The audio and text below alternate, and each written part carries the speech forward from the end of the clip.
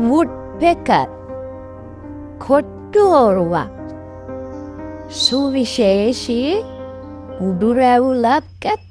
මුහුදු රාජාලියා ශරීරයේ දිග සෙන්ටිමීටර් 66ක් 69ක් අතර වේ. රස්ටික් කළු කුරුල්ලා කළු හෝ තද නිල් පැහැති ඉන්දියානු කළු කුරුල්ලෙකි. කුරුල්ලු ගොයා මීයන් ලේනොම් කටුසන් වැනි කුඩා උරදයෙන් ආහාරයට ගනී.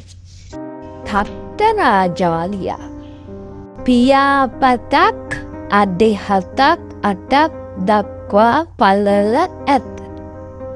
ඇමරිකාවේ සිටින එකම රාජාලි විශේෂය නියපොතු දක්වා පිහාටු ඇති දිග කකුල් සහිත රාජාලි වර්ගයෙකි.